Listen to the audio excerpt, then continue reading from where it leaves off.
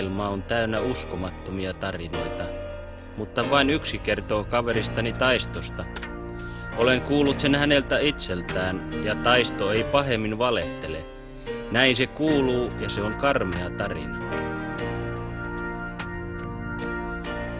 Kuljetin bussia sinistä, ja kaverit alkoivat inistä. Ajelet liian hiljaisesti, kauan mun pinnani kesti. Mutta viimein mä päätin näyttää ja hevosvoimia käyttää.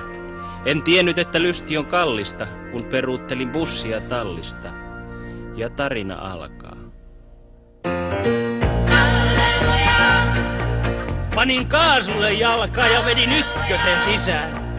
Aloin kaasua lisää ja tempasin portista oikeelle. Pyörät ne vaikuttis oikeelle, kun vedin 2 vanteella. Ja heittelin ranteella sisälle, nyt on nelosta. Joku kirkasi pelosta, kun mä hirveesti kiihdytin ja itteeni viihdytin. Ja jätkä suojatieltä näytti mulle kieltä ja se just pääs karkuun. Ja rupes kauheesti parkuun.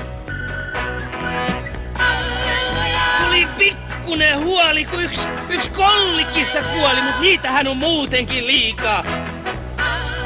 Mä tsiikasin yhtä piikaa, enkä meinannut kekkaa, yhtä hirveetä rekkaa, mut se sattumalta pääsi ite pois alta.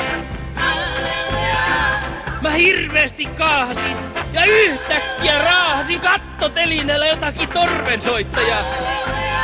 On monta koittajaa, jotka kyllä ajaa kovasti, mutta enpäs löydä voittajaani. Ja sitten kaatui yks rovasti, kun ei se kävellyt varovasti ja se sanoi hallelujaa. Sitten tuli kapea kuja ja minä vedän nastalaudassa. Ja tuumasin, että huilataan vasta haudassa. Vähän tuli vaikeuksia, kun yksi jätkä kantoi suksia ja sukset tuli sisään lasista. Ja selvisin ratikka kasista ja se meni vähän kiskoilta. Ja sitten mä kyselin siskoilta, että tietääks ne tiestä. Mutta mussa on miestä ajella harhassa ja tempasin eläintarhassa 400 airatin kuin Tuomisen Jaakko. Ja se auto oli jo ihan paska.